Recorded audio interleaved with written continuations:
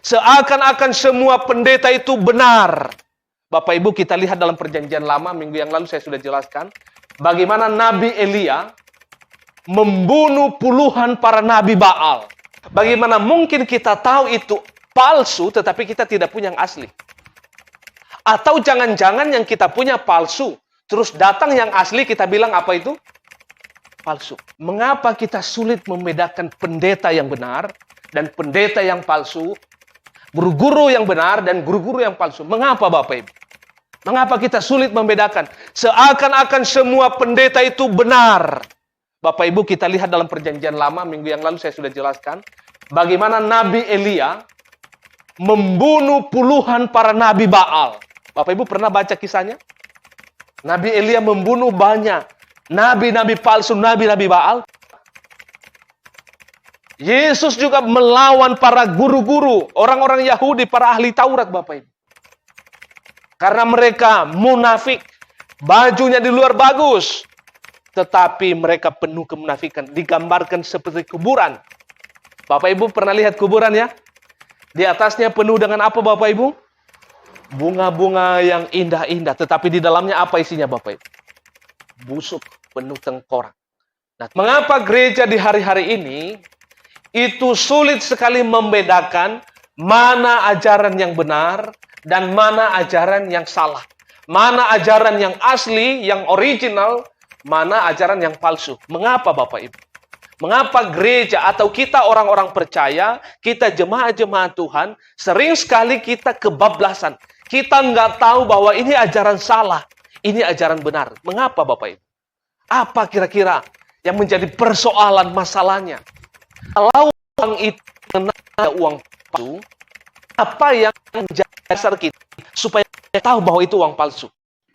Dari mana kita tahu? Satu uang, kalian 100 rupiah. Dari mana kita mengenal uang itu uang palsu, Bapak? Berarti kita harus punya yang aslinya dulu, Bapak. Bagaimana mungkin kita tahu itu palsu, tetapi kita tidak punya yang asli? Atau jangan-jangan yang kita punya palsu, terus datang yang asli, kita bilang apa itu? Palsu. Jangan-jangan yang kita pegang itu uang palsu, terus ada yang asli, kita bilang itu palsu. Nah, ini bahaya Bapak Ibu. Maka fondasi kita yang pertama sebagai orang Kristen adalah kita harus punya yang asli. Baru kita tahu, oh itu palsu. Maksudnya Tuhan, mesti kita harus punya ini Bapak Ibu ya. Ini saya satu contoh saja saya mau katakan kepada kita. Kalau kita tahu itu uang palsu, mesti kita harus punya yang aslinya Bapak Ibu. Oh ini palsu, ada perbedaan. Tetapi hanya sedikit saja Bapak Ibu. Makanya ini yang sering terjadi di gereja maupun jemaat-jemaat Tuhan nggak tahu hal ini. Begitu juga Bapak Ibu dengan pendeta Bapak Ibu. Ya, pendeta. Mirip siapa ini Bapak Ibu? Mirip saya ya Bapak Ibu ya. Ini kerjaannya Google ini Bapak Ibu ya. Saya masukkan di Google, ternyata saya buatlah mirip saya. Ternyata buat mirip saya juga ternyata ya. Nah, Bapak Ibu, mengapa kita sulit membedakan pendeta yang benar dan pendeta yang palsu, guru-guru yang benar dan guru-guru yang palsu? Mengapa Bapak Ibu? Mengapa kita sulit membedakan? Seakan-akan semua pendeta itu benar. Bapak Ibu, kita lihat dalam perjanjian lama, minggu yang lalu saya sudah jelaskan, bagaimana Nabi Elia membunuh puluhan para Nabi Baal. Bapak Ibu pernah baca kisahnya? Nabi Elia membunuh banyak nabi-nabi palsu, nabi-nabi Baal. Yesus juga melawan para guru-guru, orang-orang Yahudi, para ahli Taurat Bapak Ibu. Karena mereka munafik, bajunya di luar bagus, tetapi mereka penuh kemunafikan, digambarkan seperti kuburan. Bapak Ibu pernah lihat kuburan ya?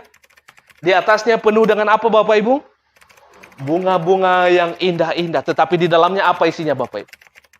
Busuk, penuh tengkorak. Nah Tuhan Yesus mengecam para ahli Taurat dan orang-orang Farisi yang di pinggir-pinggir jalan mereka berdoa memamerkan keagamaan mereka.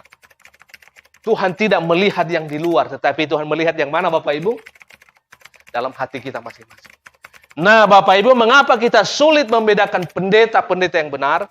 Karena kita jarang menemukan pendeta yang benar, yang setia kepada Alkitab. Bapak Ibu, kita melihat banyak pendeta di hari-hari ini, apa yang ada di dalam otaknya, apa yang ada di dalam pikirannya, dimasukkan di dalam Alkitab. Nah itu adalah namanya cocokmologi Bapak Ibu. Seharusnya apa yang ada di dalam Alkitab Bapak Ibu itu dikeluarkan. Nah kalau udah bahasa teologinya itu dieksegese. Dikeluarkan apa isi Alkitabnya. Bukan apa yang dalam otak kita masukkan. Itu memaksa namanya Bapak Ibu. Kebanyakan kita, jemaat Tuhan itu, memahami Alkitab itu, apa yang ada di dalam hati kita, apa yang ada di dalam kita paksakan, kita cocokkan dalam Alkitab. Itu salah. Yang benar adalah isi Alkitab itu dikeluarkan. Nah, tetapi kebanyakan para pendeta di hari-hari ini Bapak Ibu, pengetahuan-pengetahuan umum, pikiran-pikiran yang liar mereka masukkan di dalam Alkitab, lalu dikhotbahkan. Maka itu salah dan keliru. Makanya perlu belajar seperti ya, anak kita Kaisar itu perlu belajar dan butuh skill khusus. Mesti harus dipelajari bahasa ya, macam pikiran yang ada kaidah untuk hal ini. Itu tidak gampang Bapak Ibu.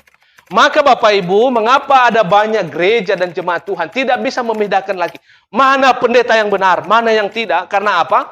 Kita sulit menemukan pendeta yang setia dengan Alkitab. Karena apa? Kebanyakan apa yang ada dalam otaknya dimasukkan dalam Alkitab, bukan keluarkan,